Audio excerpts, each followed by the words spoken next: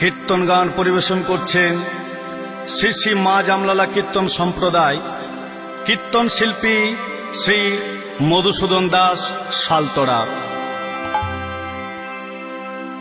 ঈশ্বর পরম কৃষ্ণ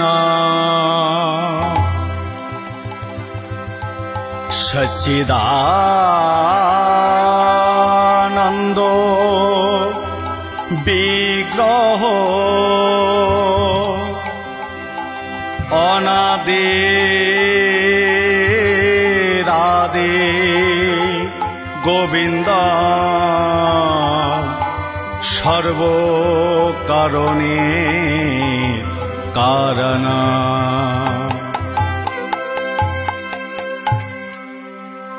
হরে কৃষ্ণ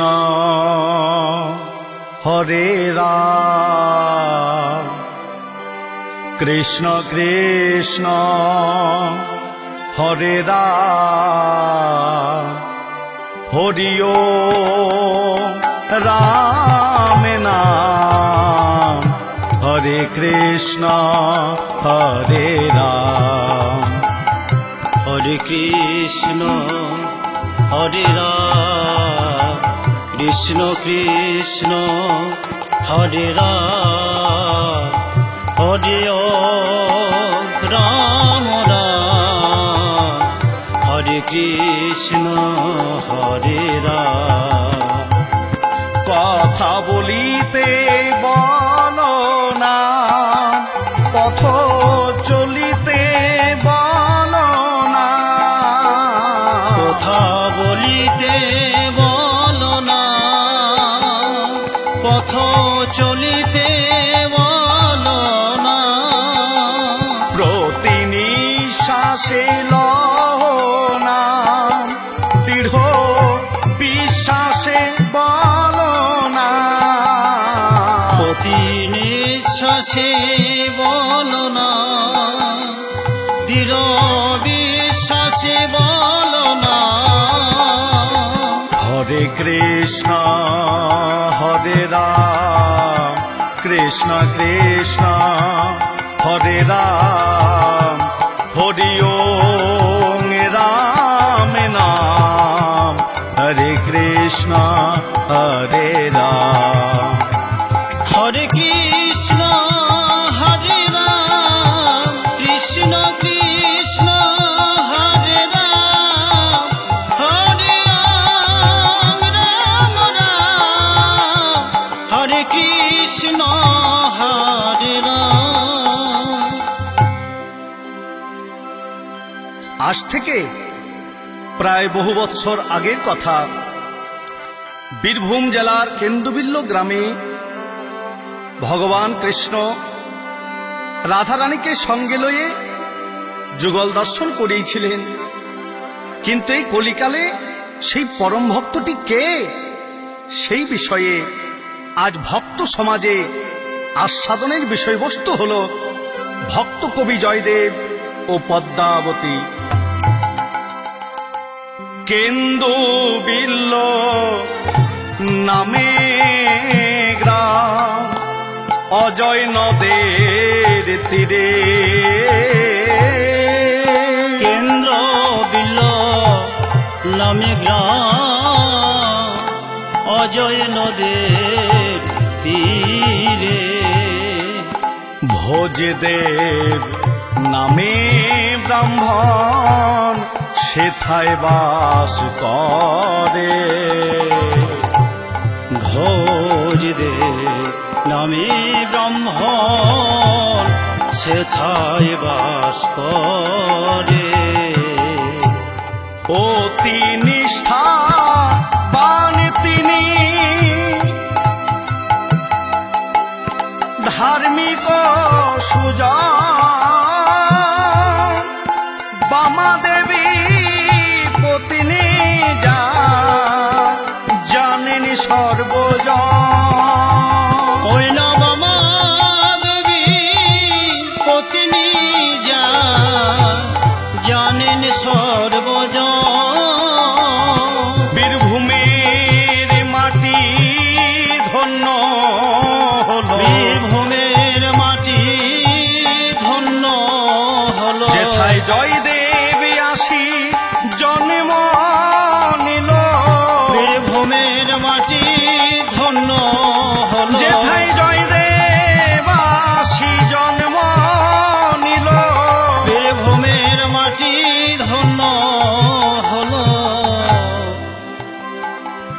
বীরভূম জেলার কেন্দুবিল্ল গ্রামে পিতা ভোজদেব গোস্বামী মাতা বামাদেবীর কোল আলো করে জন্ম নিলেন জয়দেব গোস্বামী। জয়দেবের বয়স যখন 4 বৎসর, তখনই জয়দেবকে মাতৃহারা হতে হয়। কিন্তু এই জয়দেবের মায়ের খুব ইচ্ছা ছিল ছেলেকে উচ্চ শিক্ষিত করে পণ্ডিত করে তোলার। তাই জয়দেবের বয়স যখন 7 বৎসর, তখন জয়দেবের পিতা ভোজদেব গোস্বামী পূজার্চনা বৃত্তিকে অবলম্বন করে স্ত্রীর ইচ্ছা পূরণ করার জন্য জয়দেবকে ভর্তি করে দিলেন জামদহ গ্রামের পাঠশালায়। 3-4 কিলোমিটারের পথ বনের ভেতর দিয়ে পায়ে হেঁটে হেঁটে যেতে হবে। তাই পিতা ভোজদেব গোস্বামী শিখিয়ে দিলেন, জয়দেব, প্রত্যেক দিন আমি তো তোর সঙ্গে যেতে পারবো না, তোকে একা একা যেতে হবে। তবে শোন, বনের পথে যেতে যেতে যদি তোর ভয় পায়, তাহলে সেখানে তোর এক বন্ধু আছে যার নাম মধুসূদন। তুই মধুসূদন মধুসূদন বলে ডাকবি, দেখবি তোর আর ভয় পাবে না। তাই ছোট্ট জয়দেব প্রত্যেক দিনের ন্যায় আজও চলেছে পাঠশালায়। পরনে একটি ছোট্ট ধুতি, একটা গেঞ্জি, তালপাতার পুঁথি, স্বরের কলম, কালির দোয়াত আর গামছায় বাঁধা কিছু চিড়ে ও মুড়ি। যাচ্ছে কিভাবে? পায়ে হেঁটে ছোট্ট জয়দেব পাঠশালায় চলিল। পায়ে হেঁটে ছোট্ট জয়দেব পাঠশালায় চলিল। পায়ে হেঁটে ছোট্ট জয়দেব পাঠশালায় চলিল। পায়ে হেঁটে ছোট্ট জয়দেব পাঠশালায় চলিল। বন মাঝে এসে জয়দেব, বন মাঝে এসে জয়দেব, বন মাঝে এসে জয়দেব, বন মাঝে এসে জয়দেব ভয়ে ভীত হলো। পায়ে হেঁটে ছোট্ট জয়দেব পাঠশালায় চলিল। পায়ে হেঁটে ছোট্ট জয়দেব পাঠশালায় চলিল। হাঁটতে হাঁটতে যখন বনমাঝে এলো, অমনি জয়দেব ভয় পেয়ে থমকে দাঁড়ালো। চতুর্দিক স্তব্ধ, বনের মধ্যে কাউকে দেখতে পাচ্ছে না। তাই পিতার কথা স্মরণ করে জয়দেব তার অজানা বন্ধুকে ডাকতে লাগলো, মধুসূদন, মধুসূদন। প্রাণের বান্ধব মধুসূদন, দেখা দাও হে তুমি,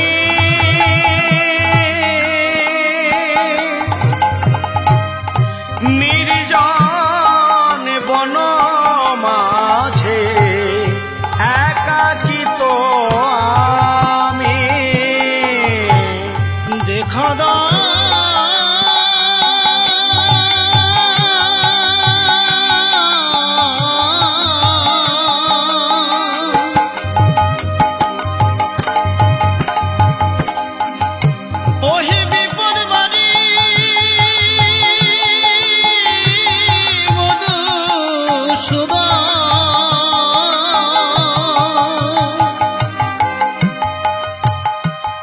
দেখা দাও,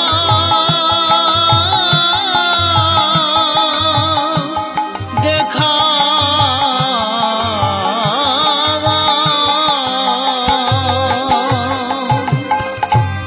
প্রাণের বান্ধব মধুসূদন, দেখা দাও হে তুমি, নির্জন বন মাঝে একাই কি তোমারি। প্রাণের মধুসূদন দাও হে দেখা, মধুসূদন দাও হে দেখা, ওই বন মাঝে আমি একা। মধুসূদন দাও হে দেখা, এই বন মাঝে আমি একা। মধুসূদন দাও হে দেখা। ভক্ত ডাকছে, ভগবান নাই শিখে থাকতে পারে, তাছাড়া ভগবান তিনি তো গীতাতে নিজ মুখে বলেছেন যে যথামাং প্রপদ্যান্তে তাং সতৈব ভজাম্যহম।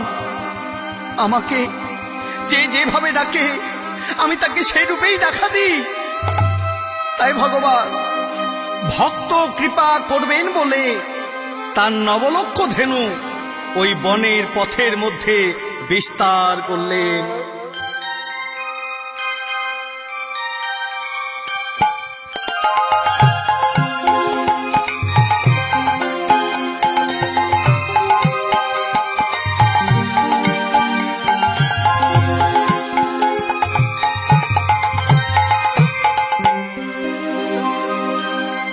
বনের পথে এত ধেনু একসঙ্গে দেখে জয়দেব অবাক হয়ে গেল। সে কি এত ধেনু? ওই আগে তো কখনো দেখিনি। আবার ভাবলো হবে হয়তো আশেপাশে অনেক গ্রাম আছে তো, তাই সেখানে রাখালেরা এসেছে গো রাখালি করতে। জয়দেব আবার এগোতে শুরু করলো। হঠাৎ তার কানে ভেসে এলো এক মন কেড়ে নেওয়া বাঁশির সুর। বাঁশি শুনে জয়দেব সঙ্গে সঙ্গে শ্লোক লিখতে শুরু করলো। মধুরা মধুরা মধুরা মধুরা মধুরাতি মধুরা মধুরা অপরূপ মুরলী নিনাদা অপরূপ মুরলী নিনাদা মুরলিনী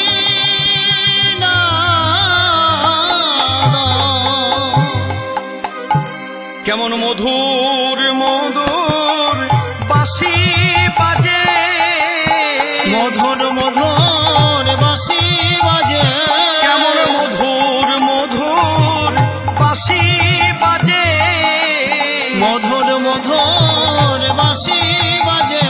বলে কে বাজাও গো বন মাঝে, মধুর মধুর বাঁশি বাজে, বলি কে বাজাও গো বন মাঝে, মধুর মধুর বাঁশি বাজে।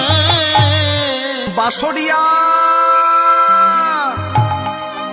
বাঁশরিয়া বা তুমি এত সুন্দর বাঁশি বাজাও, কিন্তু কই আমি তো তোমাকে দেখতে পাচ্ছি না। বাঁশরিয়া শুধু একবার দেখা দাও, বাঁশরিয়া দেখা দাও। তোমার বাঁশরির গা হরে নীল প্রাণ, কে গো প্রাণের বাঁশরিয়া।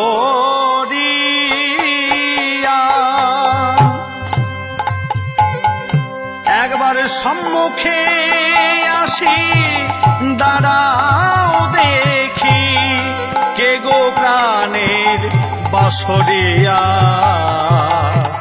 কে গো প্রাণের বাঁশরিয়া।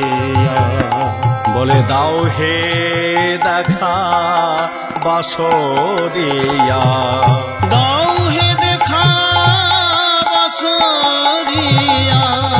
জুড়া কামার তপিত হিয়া, দাও দাও হে হে দেখা দেখা। বাঁশরিয়া। ভগবান সঙ্গে সঙ্গে একটা রাখাল বালকের রূপ ধারণ করে জয়দেবের কাছে এসে বলল, প্রণাম দাদা গোসাই, প্রণাম। জয়দেব চমকে গেল, বলে তুই কে রে? আমাকে তুই এমন করে প্রণাম করলি যে, তুই আমাকে চিনিস? রাখাল রূপী ভগবান বললেন, কেন চিনবো না, আমি তোমাদের সবাইকে চিনি। তোমার নাম জয়দেব গোস্বামী, পিতার নাম ভোজদেব গোস্বামী, তোমার মাতার নাম বামা দেবী, সে এখন গত হয়েছে। বা তুই তো দেখছি আমাদের সকলকে চিনিস, কিন্তু তুই আমাকে প্রণাম করলি কেন? বলে, বারে আমার পিতামাতা বলেছে ব্রাহ্মণ বৈষ্ণব গুরুজনদের প্রণাম করলে আশীর্বাদ পাওয়া যায়, আবার মাথা নত করে প্রণাম করলে সঞ্চিত পাপ ক্ষয় হয়। বা তুই তো দেখছি বেশ পাকা পাকা কথা বলতে পারিস, কিন্তু কই তোর নামটা তো বললি না। তোর নাম কি রে? রাখার রূপে ভগবান বলে আমার নাম বলবো না। জয়দেব হাসতে লাগলো। সে কি রে? বলি বলবো না আমার কারণ নাম হয় না কি রে? বলে না গো দাদা গোসাই, আমার নাম তোমাকে বলবো না। কই তোমার তো অনেক বুদ্ধি, তুমি আমার একটা নতুন নাম দিয়ে দাও তো। ও, তোর নাম দিতে হবে? ঠিক আছে, তাহলে তোর মুরলিটা অধরে লয়ে একবার আমার সম্মুখে এসে দাঁড়া, আমি তোকে দেখি। তাই যেই না রাখার রূপী ভগবান অধরে মুরলি লয়ে জয়দেবের সম্মুখে দাঁড়ালো, অমনি ছোট্ট জয়দেব তালপাতার পুঁথি বার করে স্বরের কলমটি কালির দোয়াতে ডুবিয়ে আর লিখতে শুরু করলো। নবীন নিরোদ শ্যাম নীলন্দিবর লোচন বল্লভী নন্দন কৃষ্ণ গোপাল রূপাং চঞ্চল চরণ সচকিত নয়ন অপরূপ চারুকেশ পাশাম কৃষ্ণায় বাসুদেবায় হরায়ে পরমাত্মনে প্রণত ক্লেশ নাশায় গোবিন্দায় নমো নমঃ। হে কৃষ্ণ করুণা সিন্ধু দীনবন্ধু জগৎপতে গোপেশ গোপিকা কান্ত রাধা কান্ত নমস্তুতে।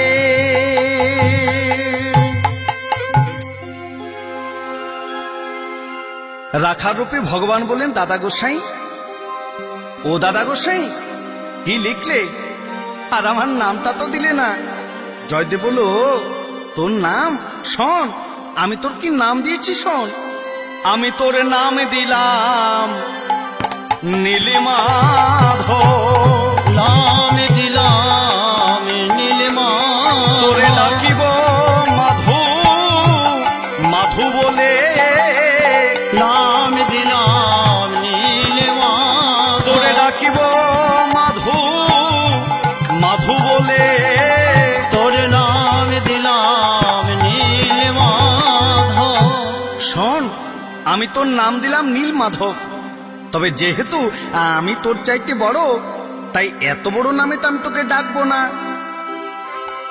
আমি তোকে ডাকবো শুধু মাধু বলে। আর তুই আমায় কি বলে ডাকবি বলতো? বলে আমি তোমায় দাদা গোসাই বলে ডাকবো। এইভাবে অনন্ত লীলাময় গোবিন্দের সঙ্গে প্রত্যেক দিন সাক্ষাৎ হতে হতে একদিন দেখলো কি, ভগবান নিজে 6 বৎসরের রাখাল বালক হয়ে শ্রীমতী রাধারানীকে 4 বৎসরের একটি বালিকা সাজিয়ে নিয়ে এসেছে। জয়দেব ওই অচেনা মেয়েটাকে মাধুর সাথে দেখে বলে উঠল, মাধু মাধুরে। ওই মেয়েটা কে রে মাধু? মাধু বলে, আর বলো না দাদা গোসাই, তুমি আমার একটা নতুন নাম দিয়েছে শুনে এই মেয়েটা বায়না ধরেছে, ওরও একটা নতুন নাম দিতে হবে। দাদা গোসাই, তা তোমার তো অনেক বুদ্ধি, দাও না গো, এরও একটা নতুন নাম দিয়ে দাও। জয়দেব বলল, এই মেয়ে আয়, আমার সামনে এসে দাঁড়া। তাই জয়দেব তালপাতার পুঁথির উপর এবার লিখতে শুরু করলো, তপ্ত কাঞ্চন গৌরাঙ্গিনী গৌরাঙ্গিনী রাধে বৃন্দাবনেশ্বরী বৃন্দাবনেশ্বরী বিশ্বভানু সুতাং দেবী সুতাং দেবী ত্বং নমামি হরি প্রিয়ে। তং নমামি হরি প্রিয়ে। কি নাম দিলে দাদা গোসাই? বলে, শোন, আমি এর নাম দিলাম মাধব প্রিয়া। কিরে, নামটা ঠিক হয়েছে তো? ভগবান মনে মনে ভাবছে, হয়নি আবার, এ তো আমার প্রিয়াই বটে। ও তো মাধবেরই প্রিয়া গো, মাধবেরই প্রিয়া গো, মাধব মাধবের প্রিয়া গো, এ তো মাধবেরই প্রিয়া গো, তুমি নাম দিয়েছ মাধব প্রিয়া, মাধবের প্রিয়া গো। তুমি নাম দিয়েছ মাধব প্রিয়া, মাধবেরই প্রিয়া গো। এদিকে জয়দেবের বয়স যখন 8 বৎসর, তখন অবন্তী নগরে লক্ষ্মী অংশে জন্মগ্রহণ করলেন পদ্মাবতী। অবন্তী নগরে সুদেবের ঘরে জনম লভিল পদ্মা। অবন্তী নগরে সুদেবের ঘরে জনম লভিল পদ্মা। জগন্নাথের বরে পাইল পদ্মা রে, জগন্নাথের বরে পাইল পদ্মা রে। দুজনে আত্মহারা গো, দুজনে আত্মহারা। আর জগন্নাথের বরে পাইল পদ্মা রে, দুজনে আত্মহারা গো, দুজনে আত্মহারা। পদ্মা লক্ষ্মী অংশে জন্ম নিল, লক্ষ্মী অংশে জন্ম নিল। একবার প্রেমানন্দে হরি বলো, লক্ষ্মী অংশে জন্ম নিল। একবার প্রেমানন্দে হরি বলো, ওরে লক্ষ্মী অংশে জন্ম নিল। একবার হরি বল হরি বল হরি বল বলো। ওরে প্রেমানন্দে হরি বল বলো, লক্ষ্মী অংশে জন্ম নিল। অবন্তী নগরে সুদেব ব্রাহ্মণ ও গৌরী দেবীর কোল আলো করে এলেন পদ্মাবতী। এদের অনেকদিন বিবাহ হয়েছে, কিন্তু সন্তান সন্ততি হয়নি। তাই পুরী ধামে গিয়ে জগন্নাথ মন্দিরে এসে ধন্যায় পড়েছিল। প্রভু জগন্নাথ তাদের সাধনায় সন্তুষ্ট হয়ে বর প্রদান করলেন। সুদেব, গৌরী, তোমরা বাড়ি ফিরে যাও। আমার বরে তোমাদের একটি কন্যারত্ন হবে। তবে মনে রেখো, তার বয়স যখন 16 বৎসর হবে, তাকে আমার মন্দিরে নিয়ে এসে সেবাদাসী করে দিতে হবে। তাই প্রভু জগন্নাথের বর পেয়ে গৌরী দেবী হল গর্ভবতী। গর্ভবতী হবার পর 1, 2, 3 করতে করতে যেই না 10 মাস 10 দিন পূর্ণ হয়ে গেল, অমনি তখন পদ্মাবতী জন্মগ্রহণ করল। শুভ শুক্লাষ্টমী তিথি কাল যে বসন্ত, শুভ শুক্ল অষ্টমীর তিথি কালে যে বসন্ত। চতুর্দিকে ফলে ফুলে হয় সুশোভিত, চতুর্দিকে ফলে ফুলে হয় সুশোভিত। জনমিলা একই কন্যা রূপে সরস্বতী, জনমিল এক কন্যা রূপে সরস্বতী। ওই না বিচারি রাখিল নাম সতী পদ্মাবতী, ওই না বিচারে রাখিল নাম সতী পদ্মাবতী। জন্ম লোভিল জন্ম লোভিল গৌরী দেবীর কোলে পদ্মা, জন্ম লোভিল গৌরী দেবীর কোলে পদ্মা, জন্ম লোভিল। পদ্মাবতী পিতামাতা স্নেহে ছত্রছায়ায় বড় হতে লাগল। এদিকে জয়দেবের বয়স যখন 16 বৎসর হল, তখনই কিন্তু জয়দেব উন্মাদ হয়ে গেল। এখন প্রশ্ন, কেন জয়দেব উন্মাদ হল? সত্যযুগের কথা, সে সময় দেবতাদের সেনাপতি কার্তিকের জন্ম হয়নি। তখন দেবতা ও অসুরদের মধ্যে প্রায় যুদ্ধ লেগেই ছিল। তাই দেবতারা মান্ধাতার পুত্র মুচকুন্দকে নিয়ে এলো দেব সেনাপতি করে। এবার যখন অসুরেরা স্বর্গরাজ্য আক্রমণ করতে গেল, কিন্তু পারল না, তারা পরাস্ত হলো। দেখতে দেখতে দেব সেনাপতি কার্তিকের জন্ম হলো, তখন দেবতারা মুচুকুন্দকে বলে উঠল, মুচকুন্দ, মুচকুন্দ, এবার তুমি মর্তধামে ফিরে যেতে পারো। তবে হ্যাঁ, তুমি আমাদের জন্য অনেক করেছো। আজ তোমারই জন্য আমরা স্বর্গ রাজ্যকে ধরে রাখতে পেরেছি, তাই আমরা তোমাকে বর দিতে চাই। বলো বলো মুচকুন্দ, তুমি কি বর চাও? কথা শুনে মুচকুন্দ বলে উঠল, প্রভু, প্রভু, আমাকে যদি বর দিতে হয় তাহলে এই বর দাও, যেন আমি শান্তিতে ঘুমোতে পারি। প্রভু, আমি প্রত্যেক দিন ঘুমোতে যাই, কিন্তু আমি ঘুমোতে পারি না। কত সন্তান হারা মা আমার কাছে কেঁদে কেঁদে বলে, ওগো, তুমি আমার সন্তানকে মেরেছ, তুমি আমার সন্তান ফিরিয়ে দাও। কত স্বামী হারা স্ত্রীরা কেঁদে কেঁদে বলে, তুমি আমার স্বামীকে হত্যা করেছো, তুমি আমার স্বামী ফিরিয়ে দাও। প্রভু, প্রভু, আমি ঘুমোতে পারি না। ভগবান বললেন, মুচকুন্দ, ঠিক আছে, বর দিলাম, যাও, হিমালয় পর্বতমালার গাত্রে একটা গুহা আছে, যার নাম প্রবর্ষণা গুহা। সেখানে গিয়ে যতদিন ইচ্ছা নিদ্রায় যাও, আর যদি কেউ তোমার ইচ্ছার বিরুদ্ধে তোমার ঘুম ভাঙিয়ে দেয়, তাহলে তোমার রসানলে সে দগ্ধীভূত হয়ে যাবে। মুচকুন্দ তাই করল, প্রবর্ষণা গুহায় গিয়ে ঘুমোতে লাগলো। সত্যযুগ পার হয়ে গেল, ত্রেতা যুগ পার হয়ে গেল, দাপর যুগের তখন মধ্য অবস্থা।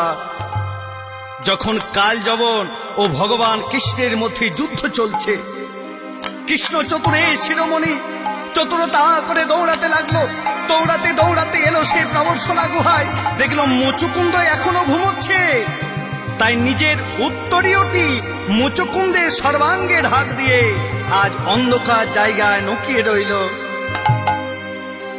এদিকে কালযবন যখন প্রবর্ষণা গুহায় প্রবেশ করলো, মুচকুন্দকে কৃষ্ণ মনে করে মারল তারে পদাঘাত। সঙ্গে সঙ্গে মুচকুন্দের ঘুম গেল ভেঙে। ক্রোধ ভরে মুচকুন্দের দিকে তাকাতে সঙ্গে সঙ্গে তার রসানলে কালযবন দগ্ধীভূত হয়ে গেল। বেরিয়ে এলো ভগবান কৃষ্ণ। মুচকুন্দ, কে? প্রভু, তুমি? হ্যাঁ মুচকুন্দ, তুমি সত্যযুগ থেকে ঘুমোচ্ছ, আর এটা হলো দাপর যুগ। এখন আমি ব্রজলীলায় মত্ত হয়ে আছি। বলো, তুমি কি বর চাও? প্রভু, আমি নিষ্পাপ হয়ে জন্ম নিতে চাই। ভগবান বললেন, বেশ, তুমি গুরুমন্ত্র জপ করো, তুমি নিষ্পাপ হয়ে যাবে। কিন্তু প্রভু, আমি গুরুমন্ত্র ভুলে গেছি। বেশ, আবার গুরুকরণ করো। কিন্তু আমার গুরুদেব তো আর বেঁচে নেই। তাই ঠাকুর আমি বলছিলাম, তুমি জগতীশ্বর, জগৎ গুরু,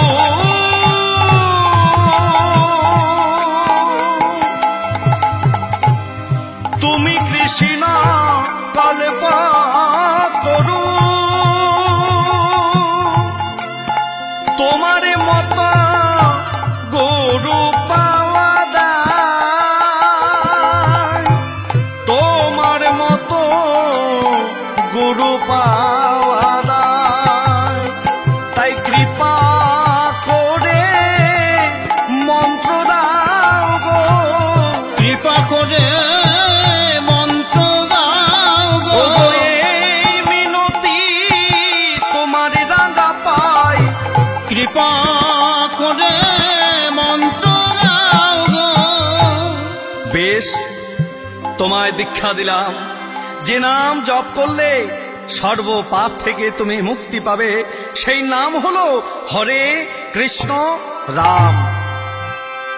প্রভু, এবার আমি জন্ম নিতে চাই। তা কেমন পরিবারে জন্ম নিতে চাই জানো ঠাকুর? ক্ষত্রিয় কুলেতে আদি জন্ম না নেব, ক্ষত্রিয় কুলেতে আর জন্ম না নেব, কলিকালে ব্রাহ্মণ কুলে জন্ম লোভিব, কলিকালে ব্রাহ্মণ কুলে জন্ম আশীর্বাদ করো গো, তুমি এই আশীর্বাদ করো গো, এই আশীর্বাদ করো গো, এই আশীর্বাদ করো যেন গো, ব্রাহ্মণ কুলে জন্ম নিতে পারি, এই আশীর্বাদ করো গো। যেন ব্রাহ্মণ কুলে জন্ম নিতে পারি, এই আশীর্বাদ করো গো। ভগবান বললেন বেশ, তবে আগত কলিকালে বীরভূম জেলার কেন্দ্রবিল্ল গ্রামে এক নিষ্ঠাবান ব্রাহ্মণ পরিবারে তোমার জন্ম হবে, তোমার নাম হবে জয়দেব গোস্বামী। তুমি রচনা করবে গীত গোবিন্দম কাব্য, কিন্তু মনে রেখো প্রেমী না হলে তো প্রেমের মর্ম বোঝা যায় না। তাছাড়া রাধা গোবিন্দের প্রেম জগমাঝে প্রচার করবে কি করে? তাই শোনো, লক্ষ্মী অংশে জন্ম নেবে সতী পদ্মাবতী, লক্ষ্মী অংশে জন্ম নেবে সতী পদ্মাবতী, তাহারও মিলনে পাবে যুগল প্রীতি, তাহার মিলনে পাবে যুগল প্রীতি।